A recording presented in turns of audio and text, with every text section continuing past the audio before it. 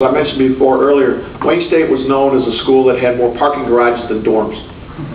All right, and we were a little Division II school athletically, but we made an impact through Boyd Hodgson, who's a PhD in I don't know, physiology, engineering, something. I don't know how he got started with the impact studies, but they took cadavers and put football helmets on them and dropped them in the PT school 4 flights down an elevator shaft onto some kind of like force plate. And that's how they started measuring the impact loads onto the skull. And then by the time I got there, I went into their lab one time, and they had this big sophisticated model, and all it would do is just kind of like put the helmet on this plastic skull and just smash it right down onto this force plate. Boom, boom, boom, boom, over and over again. And that's how they generated the data, which was beginnings of the little warning symbol that's on the football helmet now. So that was Wayne State's little contribution to that, and a research project that I put together where we borrowed the Cybex 2 isokinetic dynamometer, and we measured the effect of ankle taping on torque and range of motion. We were fortunate enough to have that published. But the flip side of that was I had to be a volunteer for some PT students that were doing research. So they borrowed my leg to do knee extensions with needle EMG fine wires into my thigh.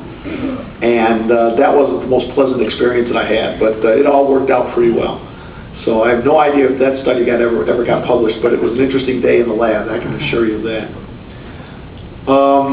The assignment was simple. Everybody have a question. And I talked to Carolyn Peters over and over again about coming down. I know she would like to have been here, but she's in Salt Lake City right now with, I guess, women's soccer. But it makes no difference. You guys fire away, and for some reason we can't answer, we'll dance around it. But whoever wants to be first, and we'll go from there. Hang on a second. It's back over there. What made you want to be an athletic trainer? The question is, what made me want to be an athletic trainer? My brother Mike's the athletic trainer for the Detroit Pistons. He's 2 years older than me, and we had a tremendous mentor in high school, was our coach. I have absolutely zero athletic skill. None. All right? But a tremendous love for sports. Detroit is a great sports town where we're from. You guys who are from the San Diego area, who were probably your parents in 1984, were here when the Tigers and Padres played in the World Series. So the Tigers ended up beating the Padres 4-2 or something like that. But Detroit is a tremendous sports town. If they had ESPN when I was growing up, I would have never gotten through school. So at one point, our coach, that was our mentor, told me that I should be a doctor. You know as much as those doctors out there, you should be a doctor. That was like 10th grade. And my brother has already started with the basics of athletic training. So it was natural. Sports and medicine put together, that's what we've got. And my brother's goal at the time was that we'd both be in the Super Bowl, but on opposite sides. That he would be an athletic trainer for Team A and I'd be the orthopedic team physician for Team B. Well, we play each other 2 times a year now, and that's about as close as we ever got to it. So. And out of the 23 years in the league, his record is, I don't know. Let's see, there was 1 year we had lockout, we didn't play, so that's 22 out of 44 times that we played, he's probably won about 30 of them. So, because in that real long playoff stretch of non-playoffs, we had some bad teams, and they had some good teams. So it was, he ended up on the better end more often than not. So athletic training has been very, very good to me. And to my brother. There's no question about that. For 2 guys that have absolutely no athletic skill, he's been in the NBA Finals 5 times and won 3. I've been to the Olympics, I've been to the World Championships of basketball, and had some great opportunities along the way. So it's worked out real well. Next question. Yes, sir. Why you and then you're first, then you're next. Yes, why sir. did you choose the NBA instead of any other sport, and how did you go about getting your position? NBA instead of any other sport.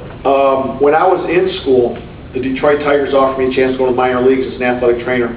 1 year was my choice, either single A or double A, and then the second year was double A, I guess. And I decided to stay in school and work on my master's, or finish. I think 1 year was finished with my bachelor's, the next year was work on my master's. At that point in time, my aspirations were to go to the college level. And I had been at the college level for 9 years. 1 year, I've grown into that. My first job was at Hillsdale College, which is a small Division II private school of about 1,500 students in south central Michigan. And then from there, went to Weber State. So I was at the college level for 9 years. And one time, we were back in Detroit visiting everyone, and I went to the Pistons game, and as hokey as this sounds, the lights are brighter, the popcorn smelled better, the action was more. So it was a particular summer where opportunities presented themselves, and it was kind of like in conjunction with holidays. Memorial Day, I applied for and was interviewed by the Clippers and was turned down. 4th of July, kind of in the middle of summer, I interviewed at Rutgers and was turned down. And then Labor Day was with the Warriors. And obviously I took that. Had I not gotten this job, I probably would have been content to stay at Weber State forever. But we were at that point, again, our daughters were young, and we're just establishing our family, and so on and so forth. So my wife said, this is it. So, so it's all worked out well. Yes, sir? What advice do you have for people trying to pursue a career in working in a professional team? Advice for people trying to get my job. Some days you just call and you can say, here's my keys.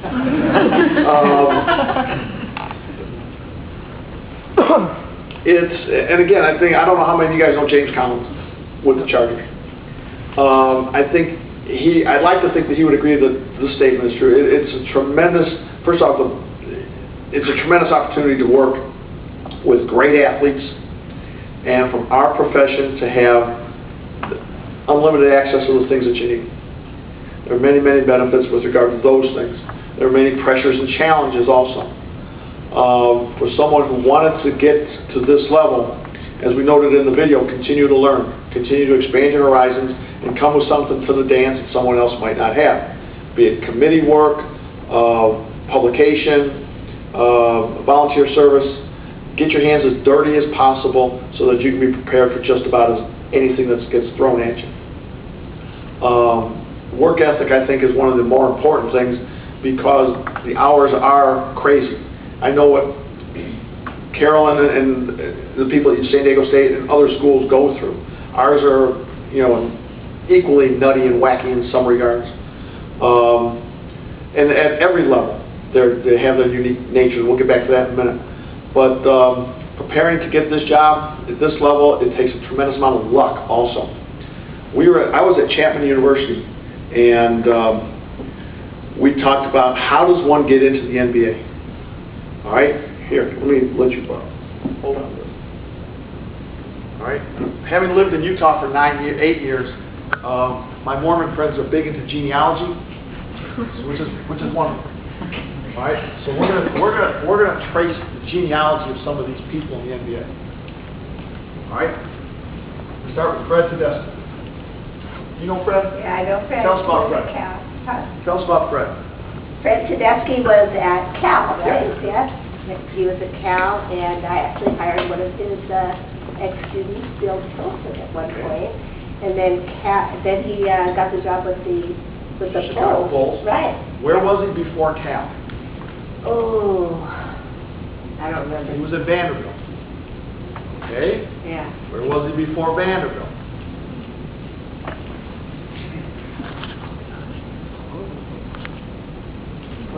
Yeah, 49. All right? So, let's follow Fred. All right? Fred's with the Bulls. Fred gave us Wally Blaze. Wally's with the Atlanta Hawks.